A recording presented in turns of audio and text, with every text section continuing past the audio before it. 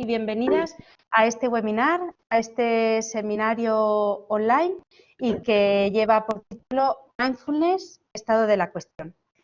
Este webinar, este seminario es una actividad más de las gratuitas que realizamos en MEPIAR, Máster en Evaluación, Prevención e Intervención por Adolescentes en Riesgo y Violencia Filoparental, organizado por la Universidad de Valencia. Este año comenzamos con la 8ª edición del máster y todavía está abierto el plazo para realizar las inscripciones para poder participar del mismo. Arrancaremos la 8ª edición el día 8 de noviembre y hasta entonces podéis presentar vuestras preinscripciones. Podéis consultar toda la información, tanto sobre el máster, sobre la organización, sobre el programa y también sobre la manera de inscribirse en la página web www.mepiar.com. Queremos comenzar este seminario agradeciendo a la Universidad de Valencia por su organización y también a la Fundación Amigó, que a través de su cátedra Luis Amigó colabora con el máster. Agradeceros también a cada uno de vosotros y de vosotras por mostraros interesados por el tema y por acudir a la cita. La verdad es que lo estaba hablando con Juan, con el ponente, y para este webinar ha habido poder de convocatoria muy grande. Yo creo que el tema suscita mucho interés. También pienso que el ponente también ha facilitado que se inscriba tanta gente. Y nunca se había inscrito tanta gente y nunca se había conectado tanta gente. Esperemos que sea de vuestro interés y que el seminario cumpla con vuestras expectativas. Bueno, el seminario tendrá 1 hora de duración. Durante esa hora se realizará la exposición del tema y dedicaremos unos minutos al final para que podáis preguntar al ponente en directo todas las dudas o hablar sobre todas las cuestiones que consideréis. Como os decía, el tema que vamos a abordar es sobre mindfulness y para ello contamos con la presencia de Juan Sevilla. Juan es psicólogo clínico, se licenció en Psicología en la Universidad de Valencia y realizó sus estudios posgrado en USA, Inglaterra y Holanda. Él es el director del Centro de Terapia de Conducta de Valencia y además es el director del máster en Psicología Clínica que realiza esta institución. Ha publicado más de una docena de libros sobre psicología clínica aplicada y es profesor en nivel posgrado de la Universidad Complutense de Madrid, la Pontificia de Salamanca y la Miguel Hernández de Elche. Una de las razones por las que hemos elegido el tema de mindfulness es, obviamente, en los últimos años es un tema que se ha puesto de moda. Cada vez el tema de la conciencia plena tiene más seguidores, tanto a nivel personal como a nivel profesional, y nuestro objetivo era que se pudiera hablar sobre la estrategia desde un punto de vista objetivo, también desde un punto de vista científico, y nos parecía que Juan iba a poder hacer eso de una manera brillante, que es como lo hace siempre cada vez que habla de psicología. Es un honor contar con la presencia de Juan Sevilla. Para mí es un referente. Él ha sido mi formador y estoy muy agradecida porque haya aceptado la visita. Así que ya os dejo con él y Juan, muchísimas gracias por estar aquí hoy. Hola, buenas tardes, bienvenidos. Primero que nada agradecerle a María José esta preciosa, afectiva y extraordinaria presentación. Para mí es un honor estar aquí y compartir con vosotros estos minutos. Espero intenso y productivo trabajo.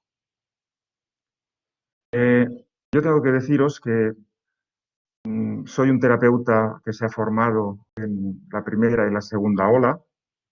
Tuve la suerte de ser discípulo de Paul Emelkamp, que me enseñó sobre todo las técnicas de control de estrés, la exposición. Y Paul Emelkamp, como sabéis, era uno de los líderes de la primera ola. Y también me formé en la segunda ola con Albert Ellis y Paul Kalkowskis y esa gente. Estoy formándome en la tercera ola, llevo tiempo formándome en la tercera ola, pero tengo que confesar que todavía no me siento especialmente cómodo con las nuevas técnicas, ¿no? Desde luego, de las que más me he formado es en mindfulness. Y como decía María José, mi intención es daros una visión lo más objetiva y lo más realista posible. Esta es una estrategia del mindfulness que ha generado mucha pasión. De hecho, hay gente, desde mi punto de vista, totalmente, por supuesto, subjetivo, lo viven como algo casi sectario. Y no lo digo con el ánimo de molestar a nadie. Mi visión es diferente. Yo voy a intentar, como María José comentaba, yo reiterado, ser objetivo y contaros el estado de la cuestión tal y como está en estos momentos. Perdón, aquí tenemos, me iba a adelantar yo, aquí tenemos nuestro programa. Primero, hablar de qué es mindfulness. Comentaros lo que para mí es muy importante, es hablar de en qué circunstancias surge, por qué se populariza tan rápido. Mínimamente voy a hablar de cómo se practica, porque estoy seguro que muchos de vosotros sabéis hacerlo mejor que yo, sois más rápidos que yo.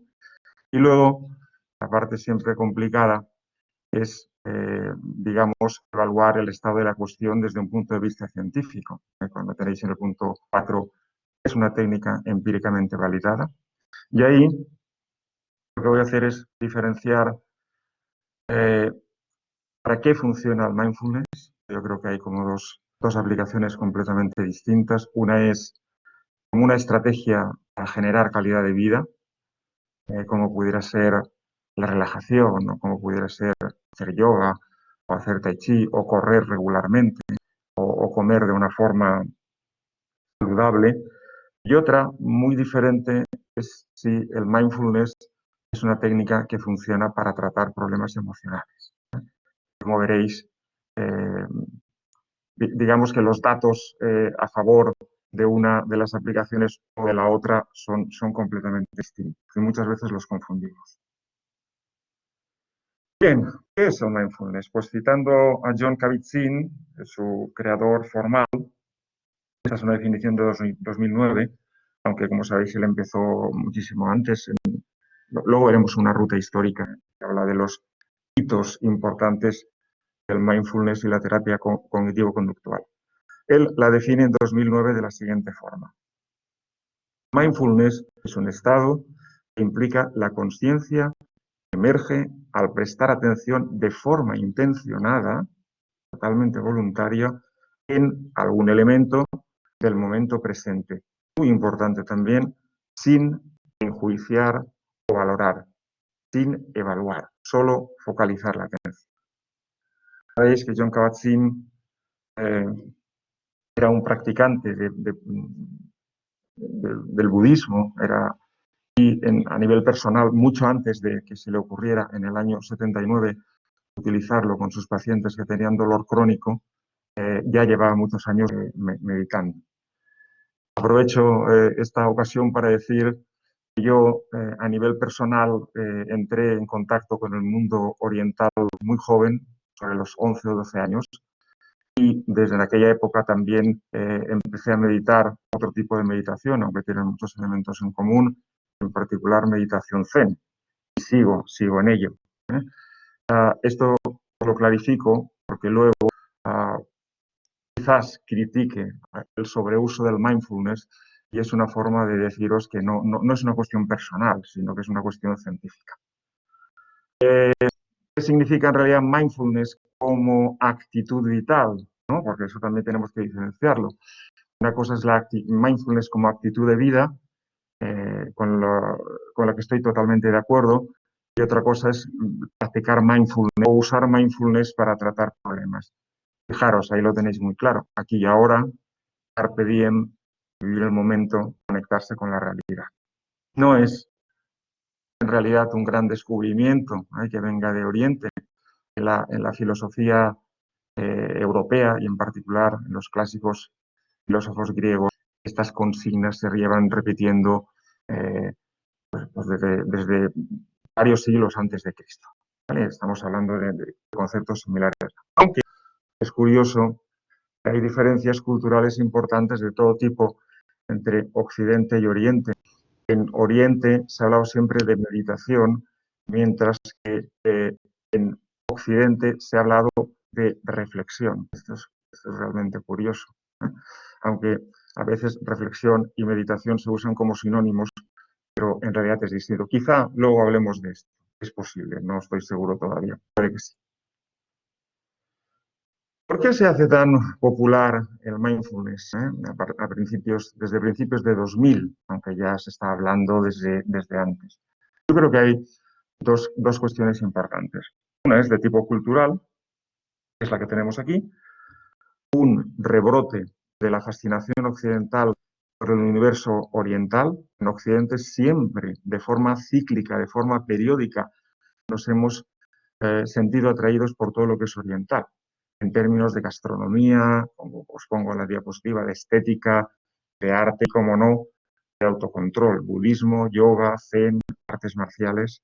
¿Vale? Todo esto, si revisáis la historia cultural de los países europeos, Canadá, Estados Unidos, especialmente, veréis que cíclicamente, que podríamos citar fechas concretas, ha habido como repuntes de todo lo que nos atrae del mundo oriental, ¿no? Es como si en Occidente pensáramos que todo lo oriental es mejor de alguna forma, que ellos saben vivir, que ellos tienen una serenidad que nosotros no tenemos. La otra razón, ya conectándolo con la terapia cognitivo-conductual, es que hasta finales de los 90, principios de 2000, en la terapia cognitivo-conductual había un exceso, en mi opinión, de cognitivismo. Todo era cognitivo. Y recordaros también que el cognitivismo, el principal representante de la terapia cognitiva, el profesor Aaron T. Beck, era psiquiatra y es psiquiatra, todavía vive, aunque el hombre está muy mayorcito, ¿no? Su imperio lo ha heredado su hija Judith, es psicóloga, por cierto, esto es un dato curioso. Me gusta resaltar, el papá es psiquiatra, pero la heredera del imperio es psicóloga. Y si tenéis ocasión de verla en algún seminario, por favor, hacedlo, porque realmente es una persona con un carisma importante, muy inteligente y sabe muy bien lo que hace. Pero la terapia cognitiva estaba muy medicalizada, ¿no? Uso del DSM, que recuerdo que es un manual psiquiátrico, no tanto psicológico. Se había perdido ¿cómo decirlo?, la individualidad. No evaluábamos haciendo análisis funcional, utilizábamos tratamientos estandarizados. Todo era como médico, pero en vez de dar fármacos, hacíamos terapia. ¿Vale? Era como 3 categorías: síntomas, una categoría en medio, la etiqueta diagnóstica, y luego automáticamente terapia, ¿no? Sin pensar en la persona, sin individualizar el caso, ¿no? Toda esta pérdida, en mi opinión, de una parte importante de la esencia de la terapia de conducta de la primera ola provocó un movimiento pendular de reacción que hemos llamado la tercera ola, ¿no? O la terapia contextual. Algunos de sus líderes la definen como una vuelta a lo básico, una vuelta a la terapia de conducta original. Yo en parte estoy de acuerdo, en otra parte no. Esto daría para un simposium largo, ¿no? Podría ser muy interesante. En cualquier caso, el mindfulness entra en la terapia cognitivo-conductual, yo creo, aprovechando justo ese movimiento, ¿no? Esa vuelta a los orígenes. Lo que tenemos en esta diapositiva es una ruta, una posible ruta subjetiva. Esto es como yo lo veo, ¿eh? Habría seguramente muchas referencias imprescindibles, no las he puesto ahí, y a lo mejor alguna de las que he puesto nos parece lo suficientemente relevante. En 1979, como antes adelantabais todos sabéis, Jon Kabat-Zinn funda la Clínica para la Reducción del Estrés. Él trabajaba con pacientes con dolor, sobre todo dolor oncológico, dolor crónico. Y como antes os comentaba, él era un budista convencido, hacía meditación desde prácticamente toda su vida. Y un día se le ocurrió, ah, ¿qué pasaría si les enseñáramos meditación a estas personas que sufren? Pues primero lo hizo de una manera informal, diseñó un programa básico que se enseñó de una forma desestructurada y su sorpresa fue que mejoraban de una forma sensible. Y a partir de ese momento ya desarrolló un programa mucho más organizado, mucho más sistemático, que puso a prueba y todos ellos mejoraban. Con lo cual, eureka, habíamos descubierto una herramienta que nos permitía mejorar, ¿no? Sobre todo en gente con un sufrimiento tan grande. Yo creo que ese es el inicio. Kabat-Zinn, lo que yo creo que hizo muy bien es a la meditación budista, despojarla de muchos de los elementos culturales que tiene y, digamos que, desmantelarla hasta llegar a los procesos básicos desde un punto de vista psicológico, en qué consiste meditar, ¿vale? Y de aquí aparece la expresión mindfulness o conciencia plena, como queráis llamar. Ambas expresiones son perfectas. Algo menos conocido que a mí me gusta resaltar es que a finales de los 70, quizá un poquito antes que Kabat-Zinn, Marlatt y su colega Gordon ya usaban técnicas de meditación para prevenir la recaída en alcohólicos. Esto es una cosa que ha pasado desapercibida. Una vez más, la ruta era la misma. Marlatt era un practicante de meditación, además de un surfero y una persona muy espectacular y muy especial. Entonces, traspasó algo de su vida a la gente con la que trabajaba y también sus sensaciones que aquello funcionara. Ya viniendo algo más contemporáneo, en 1987 Stephen Hayes crea, escribe, publica por primera vez algo nuevo que llama terapia contextual. Luego, en 1999, un par de años después, ya bautiza oficialmente como terapia de aceptación y compromiso. En la actualidad, ACT. En la actualidad sabéis que es una de las terapias de tercera generación que más adeptos cuenta y que más evidencias tiene de que puede funcionar. Luego revisaremos las evidencias. Hay algunos expertos que creen que muchos de los líderes actuales de las terapias contextuales, mindfulness en particular, o de otras estrategias más complejas que incluyen mindfulness, que luego revisaremos, hicieron esto. De su vida personal, extrapolaron estrategias al mundo del tratamiento psicológico. Y eso es cierto, toda esta gente en los años 60, 70 eran jóvenes, vivieron la revolución contracultural hippie en Estados Unidos y el movimiento hippie se meditaba. Otro tipo de meditación trascendental, que es un tipo de meditación basada en el yoga, simplificada, pero en realidad todas las formas de meditación tienen unos procesos básicos que se repiten. No hay diferencias técnicas o de ejecución fundamentales entre unas y otras. En 1993, un poquito más tarde, Marshall Linehan, que ya había escrito sobre terapia dialéctica conductual, utiliza meditación Zen al programa que estaba construyendo, ¿no? para lo que ya un poquito tiempo más tarde conocimos como terapia dialéctica conductual, que sabéis que es un programa, un protocolo de tratamiento muy amplio que incluye un montón de técnicas diferentes y también mindfulness, absolutamente también mindfulness.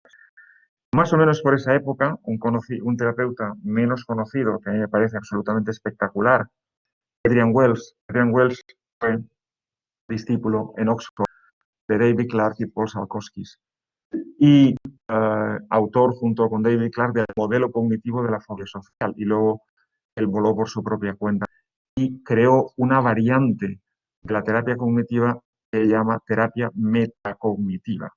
Me parece Hay algunos estudios que hablan de que puede funcionar, sobre todo en obsesiones, en ansiedad, en depresión, pero creo que para un clínico es muy interesante leer a Wells. Wells es un hombre, es una persona extremadamente brillante, muy inteligente y muy creativo. Entonces, él ha desarrollado un montón de técnicas basadas en la terapia cognitiva que realmente vale la pena leer. Y él, en su terapia metacognitiva, utiliza lo que es detached mindfulness, algo así como mindfulness aparte o mindfulness emancipado. Es, lo combina con lo que él llama entrenamiento atencional, básicamente mindfulness aplicado. No meditar formalmente, pero sí practicar la habilidad de focalizar la atención en un estímulo concreto y mantenerlo. Es algo interesante que podemos utilizar en vez de mindfulness con clientes que el hecho de meditar formalmente por cómo son ellos, les resulta raro, les resulta extraño. Porque eso también hay que decirlo.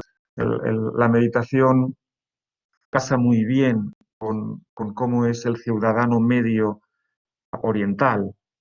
Si tú hablas con un tailandés o con un japonés o con un chino, hablar de meditación es absolutamente normal. Es algo muy metido en su cultura. La cultura occidental todavía suena un poquito extraño. Entonces hay clientes que les cuesta un poco esto de tienes que meditar todos los días de esta forma, etc. Y acabar por este recorrido histórico, porque a partir de ahí, como os pongo en la siguiente diapositiva, ya es imposible contar todo lo que ha ocurrido, es el delirio. En 2002, Seagal, Williams y Tisdale arman su terapia cognitiva basada en el mindfulness y ponen a prueba este protocolo, que es una combinación de terapia cognitiva y mindfulness. Y esta es una mala interpretación que se ha hecho de este estudio muchas veces. Lo que ellos demuestran no es que la terapia cognitiva basada en el mindfulness funciona para la depresión. Luego sí que se ha demostrado. Pero lo que ellos demostraron en este estudio es que la terapia cognitiva basada en el mindfulness es buena para aquellos pacientes que ya han tenido tres recaídas de la depresión, no sigan recayendo. ¿De acuerdo? Esto es importante clarificarlo, porque muchas veces los estudios a veces se citan de una forma inexacta. ¿De acuerdo? Sí que luego este enfoque se ha demostrado que es eficaz también para tratar la depresión. Luego revisaremos los estudios. Bueno, y lo que os adelantaba, y a partir de ahí el delirio, el delirio. ¿De acuerdo? Algunos datos que ya seguramente se han quedado cortos. Desde 2003 hasta ahora, 12.470 publicaciones. Desde 2016 a 2020, 43 metaanálisis, 15 revisiones, 13 revisiones sistemáticas. ¿Vale? Desde 2000 hasta ahora, si tú vas a un congreso, no importa si es nacional, europeo o mundial, el 70% de los simposiums, conferencias y seminarios, en algún momento aparece la palabra mindfulness.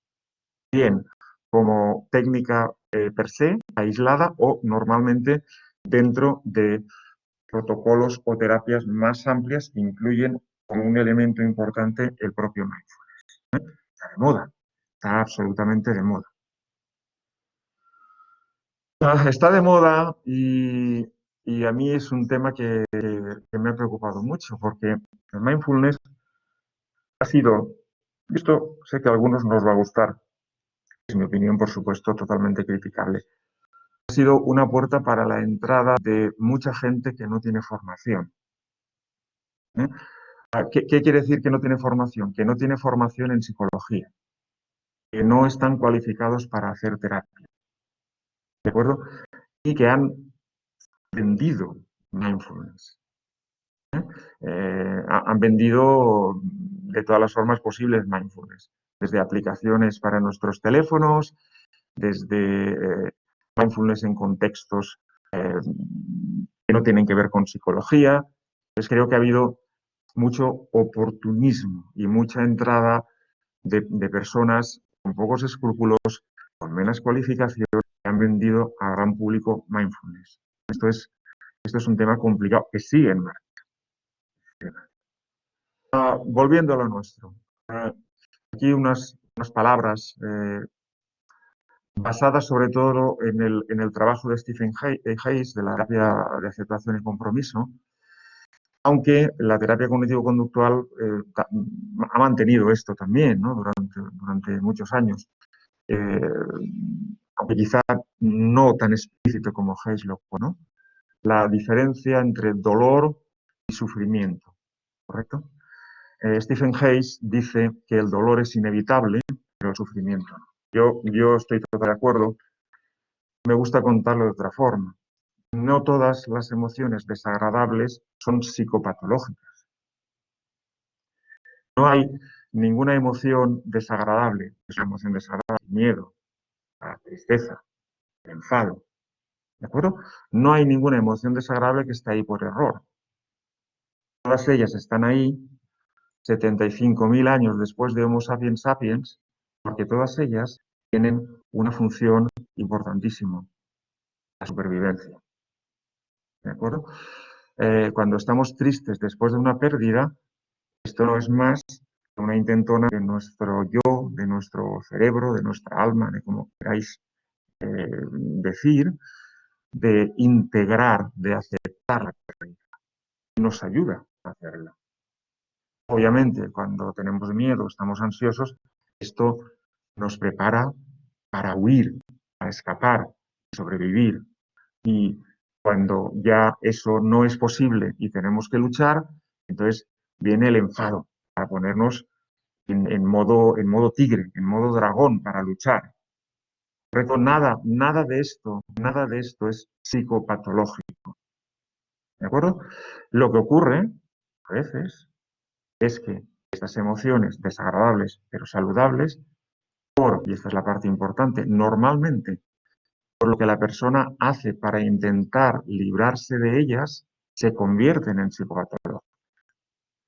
Eso es lo que tenéis en la diapositiva en el segundo guión. Esto es de Stephen Hayes directamente. El sufrimiento sería igual al dolor más las intentonas de evitarlo. ¿Correcto? En la sociedad occidental, donde normalmente el nivel de vida es alto, la esperanza de vida es larga, hemos ido desarrollando cada vez menos tolerancia al sufrimiento. Y hemos aprendido a confundir el dolor con sufrimiento. Queremos evitar cualquier tipo de dolor. ¿eh? Ah, es muy habitual, esto es un ejemplo extremo, algunos diréis, bueno, tampoco hay que exagerar. Es muy habitual que se muera un ser querido, estemos muy mal y automáticamente vayamos al médico de familia y nos den antidepresivos. O que familiares vayan al entierro hasta arriba de alprazolam o de cualquier otro ansiolítico. ¿Esto es un error? Bueno, si nuestra aspiración es hacernos más fuertes, tener una vida más plena, tener más autocontrol, conocernos mejor, ser personas más humanas, probablemente sí. Si nuestro objetivo es escapar del dolor constantemente, pues obviamente no. Como seres humanos no tendemos a no aceptar el dolor y buscamos eliminarlo. Esto es lo que Stephen Hayes llama la evitación experiencial, la causa según él de todos los problemas. Y probablemente tiene toda la razón. Yo a esto le sigo llamando conductas mantenidas por refuerzo negativo. Cuando algo nos duele, pues hacemos cosas para que ese dolor desaparezca. Cuando anticipamos dolor, hacemos cosas para que ese dolor no llegue. Yo creo que eso no es malo, eso es parte de nuestra naturaleza. ¿De acuerdo? Yo creo que el problema no es evitar o no, el problema es qué evitamos. El problema empieza cuando evitamos cosas que sería saludable no evitar. Pero no el propio proceso de evitar, que no es ni bueno ni malo, depende.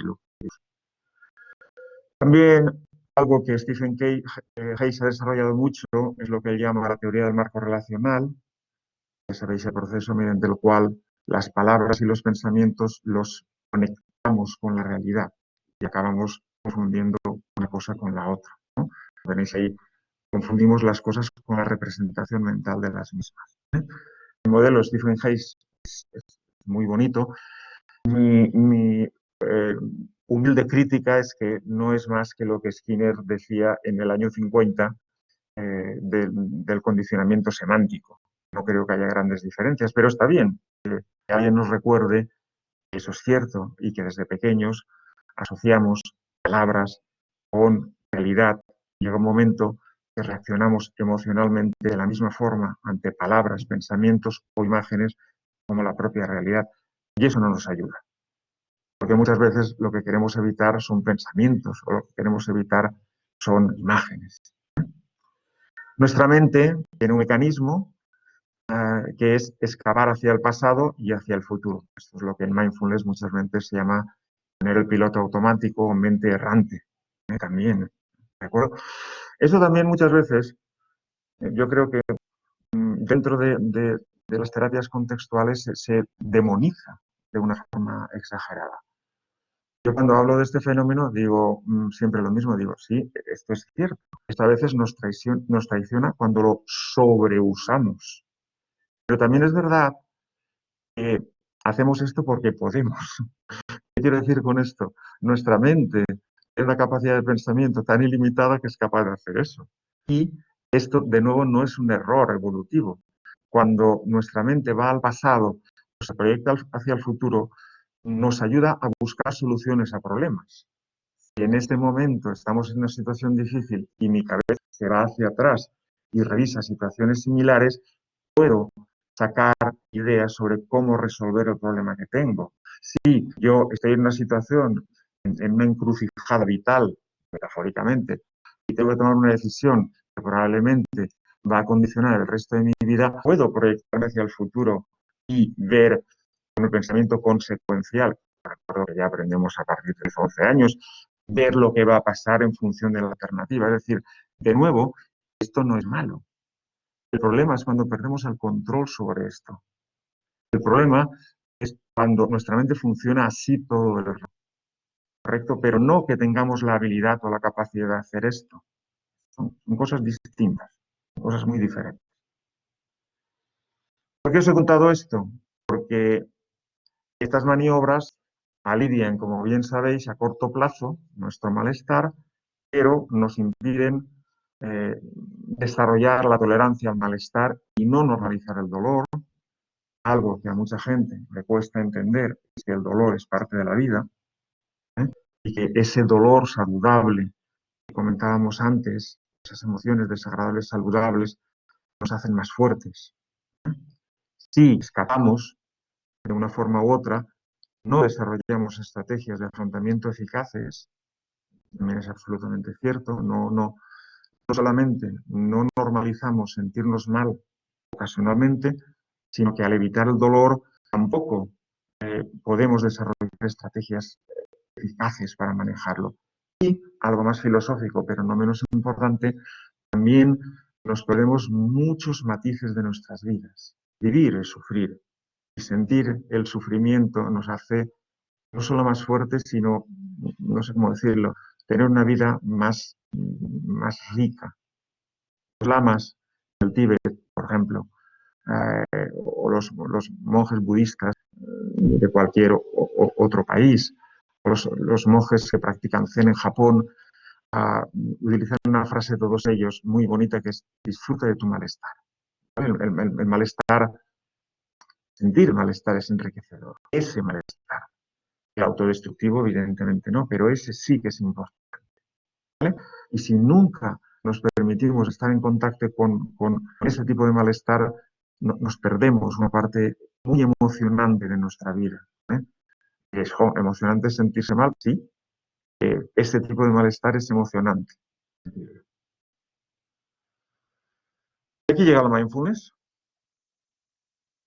Mindfulness puede enseñarnos a desarrollar la mente consciente, el aquí y ahora, y descubrir que en realidad la mayor parte de las veces en que nos sentimos mal, el dolor no viene directamente de la amenaza real de lo que está sucediendo en el mundo, en nuestro mundo.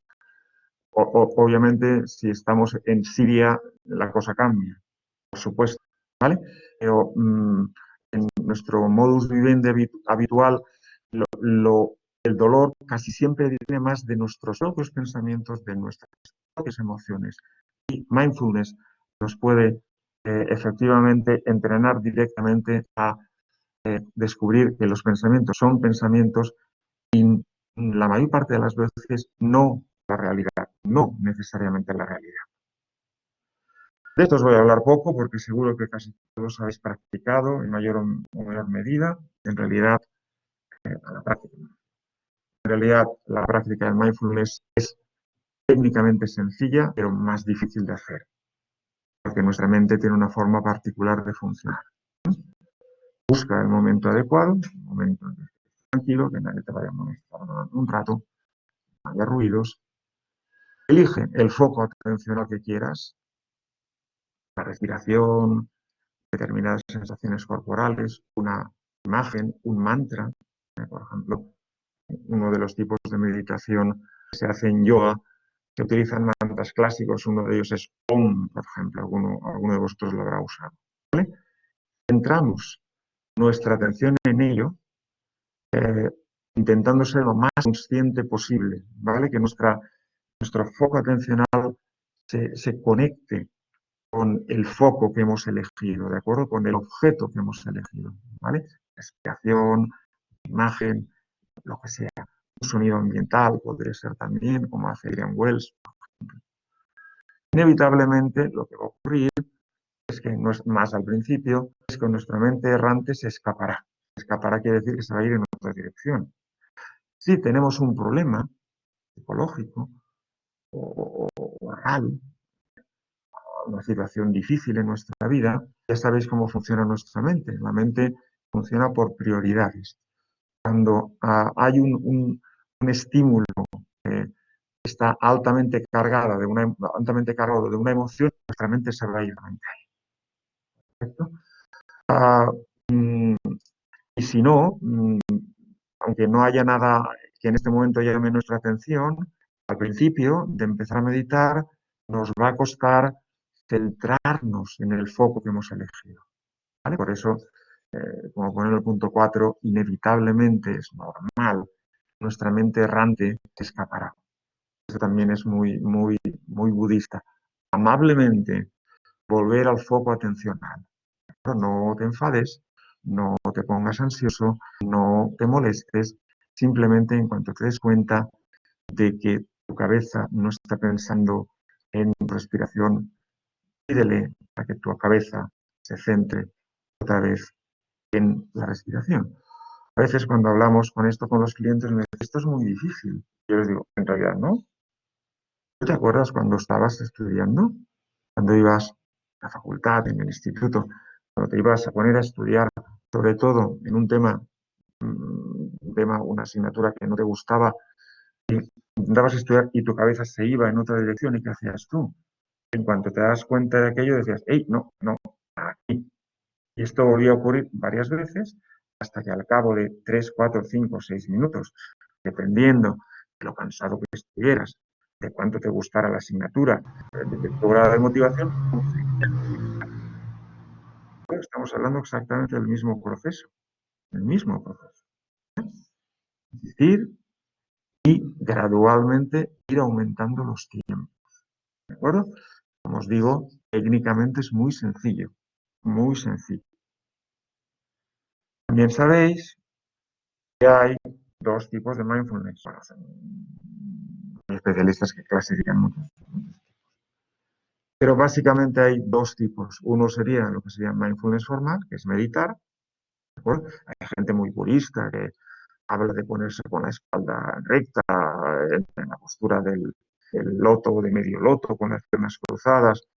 Está bien, si te gusta la parafernalia cultural oriental, está muy bien.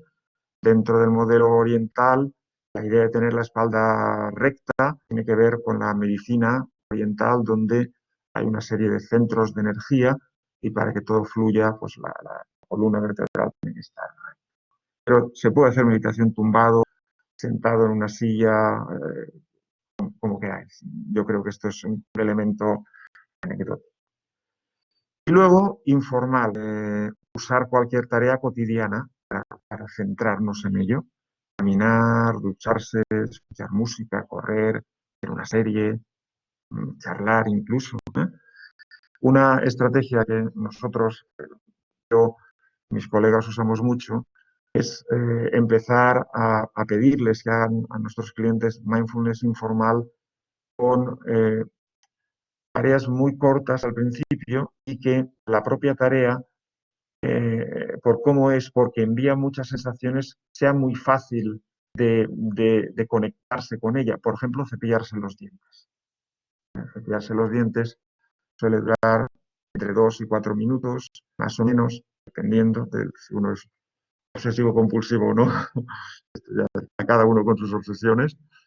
Eh, pero además, como sabéis, nos envía muchas sensaciones porque tenemos la sensación de frotar el cepillo, más si es eléctrico, con nuestros dientes, el sabor del dentífrico, es relativamente fácil. ¿Vale? Pues cuando esto lo hacen más o menos bien, pues a lo mejor les pedimos que lo haga duchándose.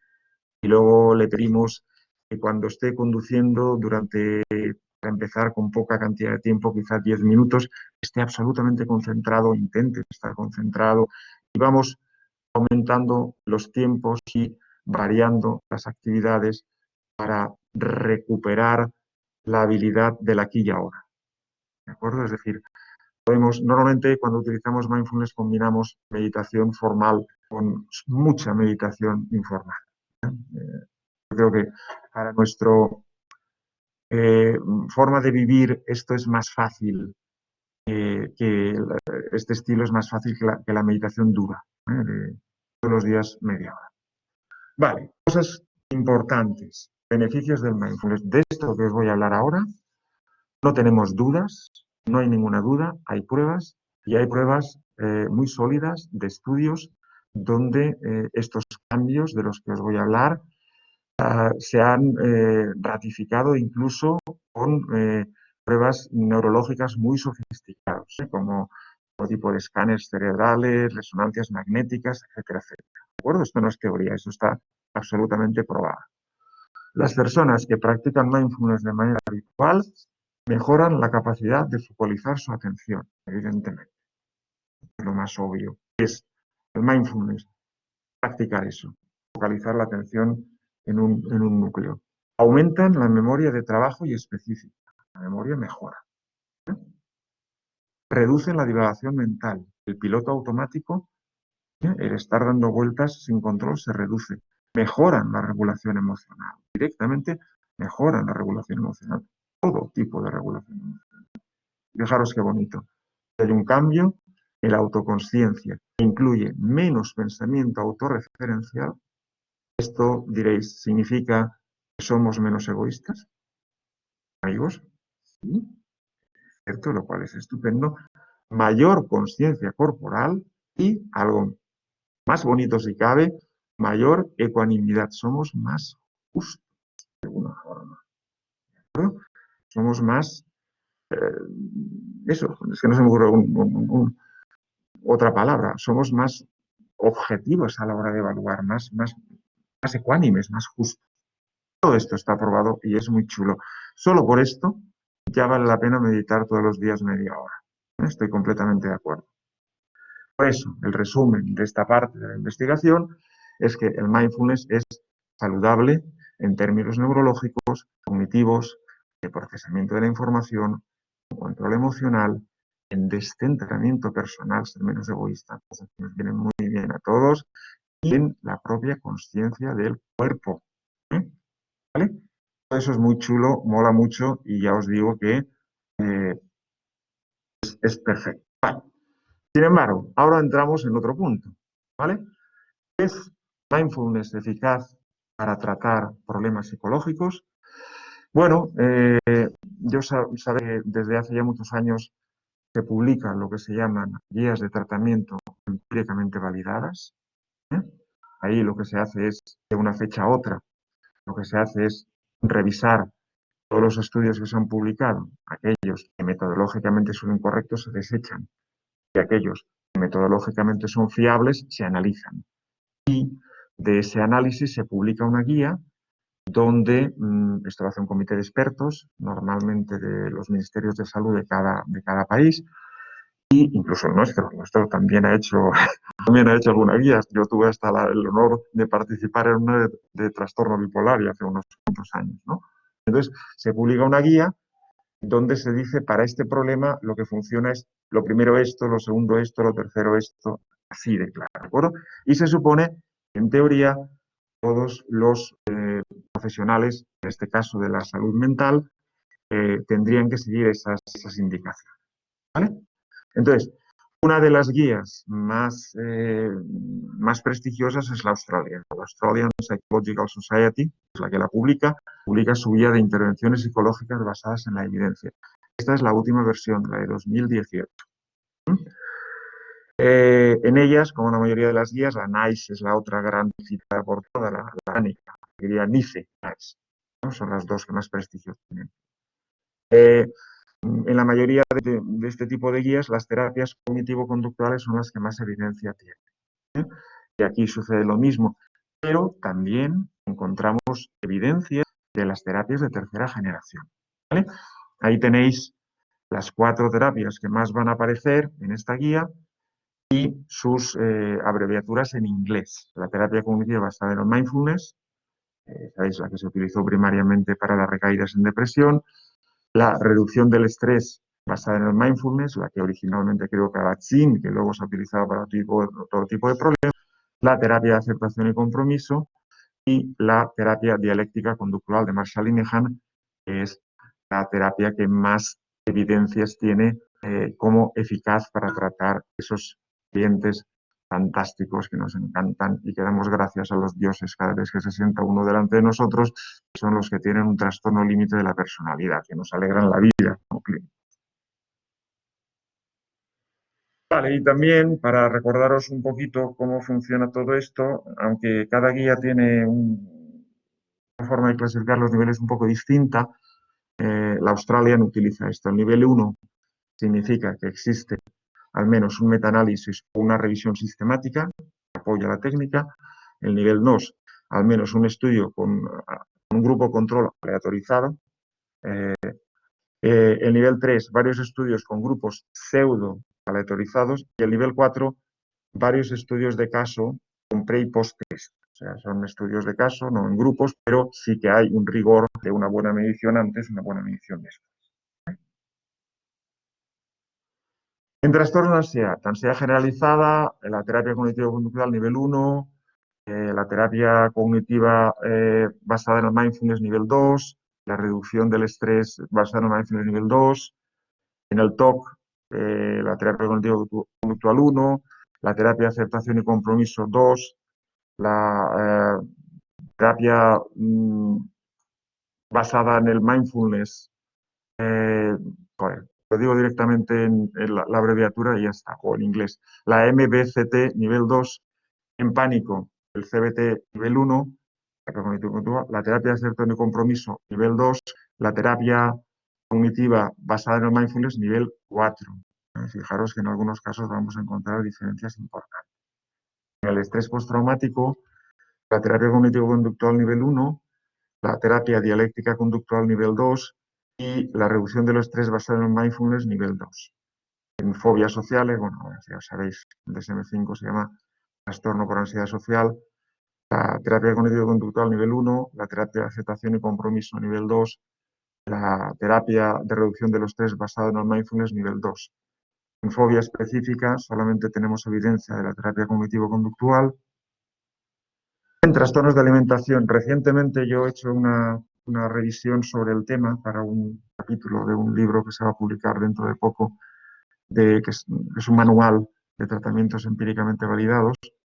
En la anorexia no tenemos grandes resultados ni siquiera en la terapia cognitivo-conductual.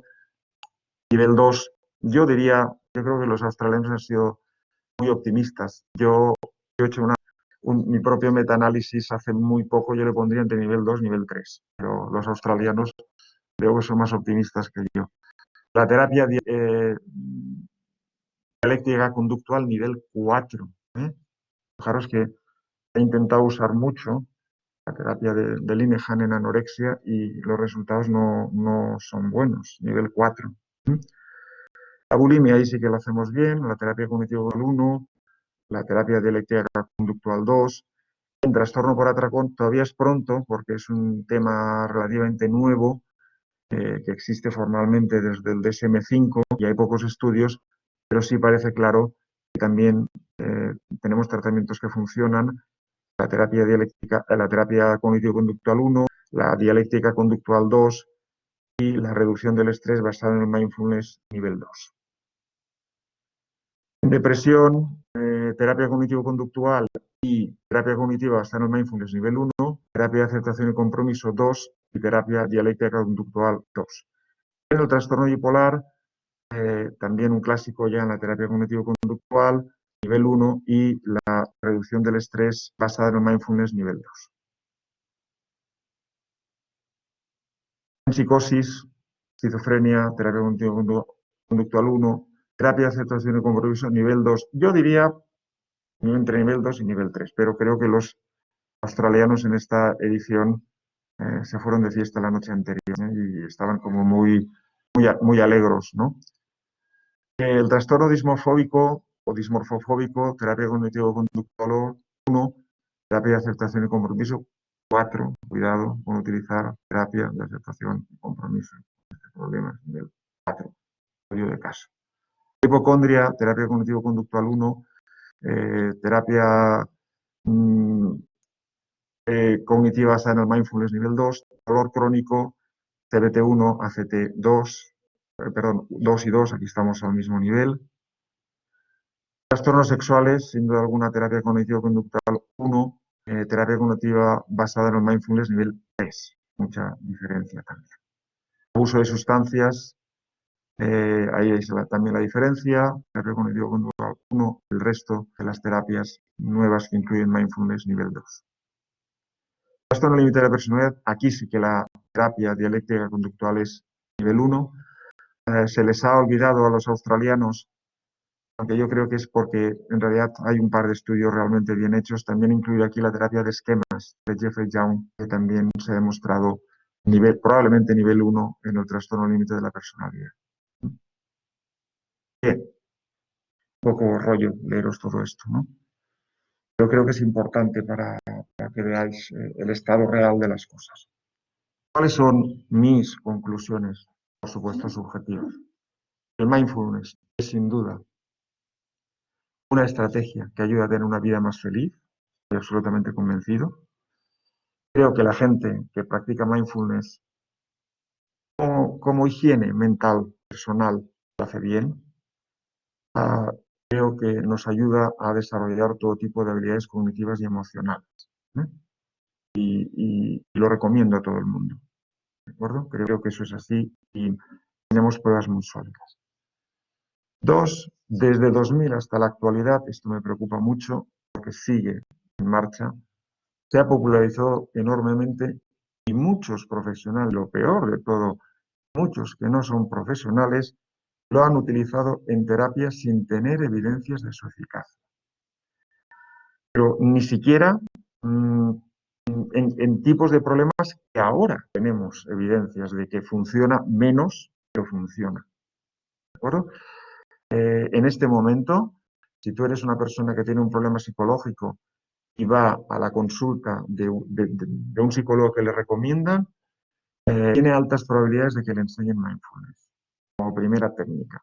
Da igual si tiene un problema obsesivo, da igual si tiene una esquizofrenia, y ahí entraríamos en otro campo. En la esquizofrenia, las pocas intentonas que ha habido de utilizar mindfulness han acabado mal. A muchos clientes esquizofrénicos, el propio proceso que incluye la introspección que necesita, no sería autoatención, sería la palabra correcta, utiliza el mindfulness, les hace delirar más o les hace alucinar más. Hay que tener mucho cuidado con esto. En la actualidad ya tenemos más evidencias de su eficacia, pero cierto, como habéis visto, como Australian nos demuestra, cierto no mindfulness solo, sino mindfulness dentro de programas más amplios. ¿De acuerdo? La terapia dialéctica conductual tiene mindfulness, pero tiene terapia cognitiva, entrenamiento de habilidades sociales, resolución de problemas. La terapia de aceptación y compromiso tiene mindfulness, pero tiene también otras técnicas. ¿Vale? Y se ha demostrado que esto funciona, pero volviendo a la Australian, si comparamos estas intervenciones con la terapia cognitivo-conductual de segunda ola, esta sigue siendo mucho más eficaz. ¿De acuerdo? No es que las terapias contextuales no funcionan, es que en este momento la ciencia nos dice que son menos eficaces. ¿Vale? Esto para mí es muy importante. Yo creo que cuando una persona se sienta delante de nosotros, como terapeutas, no tenemos que utilizar la técnica que más nos gusta o la técnica que más nos convence a nivel personal. Tenemos que utilizar la técnica que la investigación ha demostrado que más funciona para esa clase de problemas. Y luego sí, nuestra parte como clínico es, teniendo en cuenta a la persona que tenemos delante, acoplar, adaptar esa técnica para que se pueda implementar de la forma más adecuada en esa persona. Pero partiendo de lo que la investigación me dice. No, es que yo hago mindfulness y levito y me pongo en contacto con el universo. Muy bien, hazlo solo en tu casita todos los días, pero no hagas eso con tu cliente. Tiene un TOC y lo que la investigación dice es que hay que hacer exposición con prevención de riesgo. ¿Vale? Por favor, diferenciemos nuestras creencias personales, lo que nos va bien a nosotros, con lo que la investigación dice.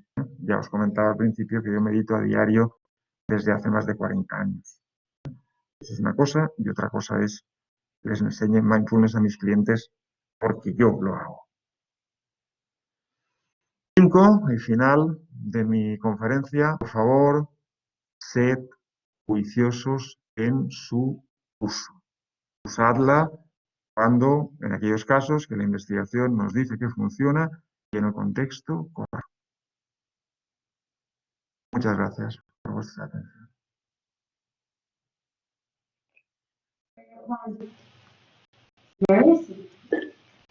Bueno, Juan, muchísimas gracias a ti. Las 14:02 clavado en el tiempo. Activa tu micro, porfa. Por todo el recorrido y por clarificar algunas ideas en toda la intervención.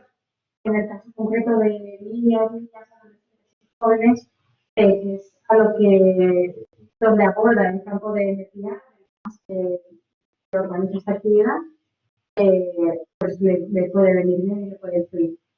¿Les parece, compañeros y compañeras? Haremos ahora un turno de preguntas. Os pediría que era de forma ordenada. Nuestra compañera Sara, que es la técnica que va a controlar, os irá dando el turno de palabras. Y me gustaría hacer preguntas, pero breves y concretas, ¿vale? Para que Juan también pueda tener las respuestas. Pues adelante.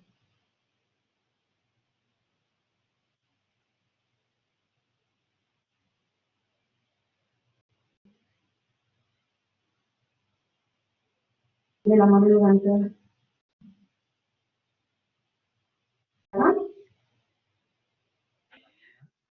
María José, ¿me escuchas? Tienes el micro desactivado. Te hemos escuchado, pero flojito. Pero bueno, lo hemos oído. Ahora es el turno de preguntas.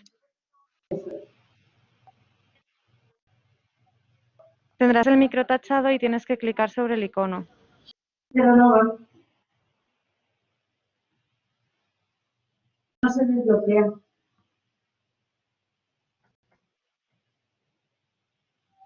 Pues intervengo sin problema. Ya está, ahora sí. Ahora ya está. Bueno, que no sé si me habéis podido escuchar, que estaba agradeciendo a Juan la intervención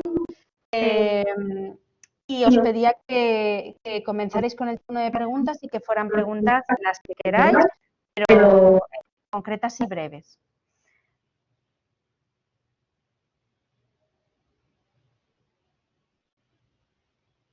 Igual no hay muchas preguntas.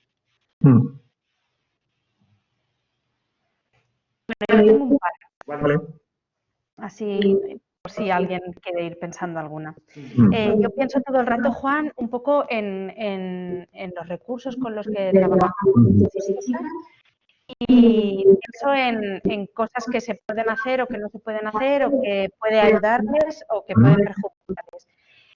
Pienso que un educador o una educadora decide hacer un taller sobre mindfulness, enseña lo que tú dices, ¿no? Una estrategia bastante sencilla de enseñar y de enseña a los niños y a las niñas a meditar en grupo y después, unos días después, un chico o una chica pues conductualmente muestra ansiedad después de que se le haya llamado la atención por conducta negativa o muy negativa, evidentemente se le haya dicho que va a tener una consecuencia negativa por eso. El niño empieza a tener una respuesta de ansiedad, de mucha activación a nivel conductual, también a nivel verbal, manifiesta que se está poniendo muy nervioso, perder el control. Y el educador o la educadora recomienda hacer mindfulness en ese momento. ¿Es una buena opción? ¿Es una buena recomendación? Yo creo que no. Vale, yo creo que tampoco. Yo creo que hasta los grandes expertos en mindfulness resaltan que el mindfulness nunca se diseñó como una técnica de terapia para manejar situaciones de deseo. María José, disculpa. Juan tiene el micro apagado, pero cuando hable él, silénciatelo tú y él que haga lo mismo, ¿vale? Vais por turno. No lo puedo silenciar, Sana, vuelvo a tener problemas. Yo sí que lo tengo ahora abierto, ¿verdad? Sí. Sí. María José, Sí. si clicas sobre el micrófono. La respuesta, María José, era que no. Juan, que silencie mi micro, que si no se acopla. Sara, ¿me lo puedes silenciar tú? Sí. Acuérdate de activarlo cuando vayas a intervenir, ¿vale? De acuerdo. Vale, pues decía que no creo que esa sea la mejor recomendación ni la mejor instrucción y creo que hay otras técnicas que van a ser mucho más eficientes en ese momento y que se pueden aplicar de una forma más rápida y con mejores resultados. Y añadía también que la mayor parte de los expertos en mindfulness casi nunca, yo diría que nunca, no he oído a ninguno de ellos decir que el objetivo del mindfulness es justamente ese, es utilizarlo en un momento de una emoción aguda. Más bien el mindfulness estaría encaminado un poco a lo que hemos comentado. Es una práctica diaria como de higiene mental, higiene como correr o como hacer estiramientos o como hacer yoga, que produce sus efectos neurológicos que a medio y largo plazo probablemente nos van a hacer tener más control sobre nuestras emociones, ¿vale? Y que las probabilidades de desbordarnos sean menores. Pero no creo que sea especialmente acertado usarlo en un momento de una explosión emocional como técnica de control.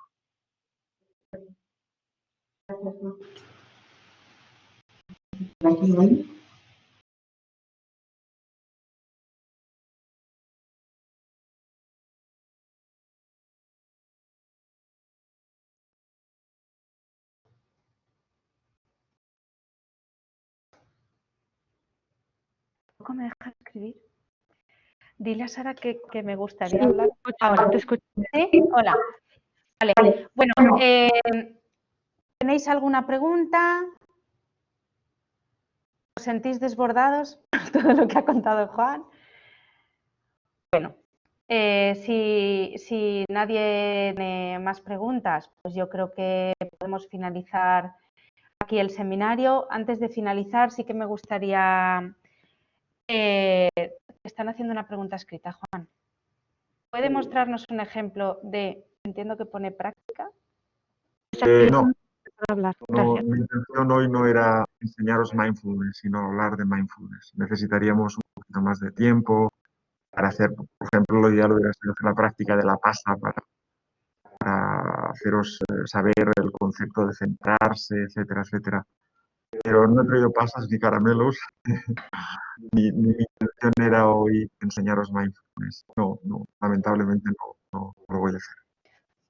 De cualquier manera, tomamos nota porque como efectivamente todos los años hacemos seminarios como una actividad gratuita dentro del MEPIAR, tomamos nota si eso ha sido del interés para tenerlo en cuenta, ¿de acuerdo?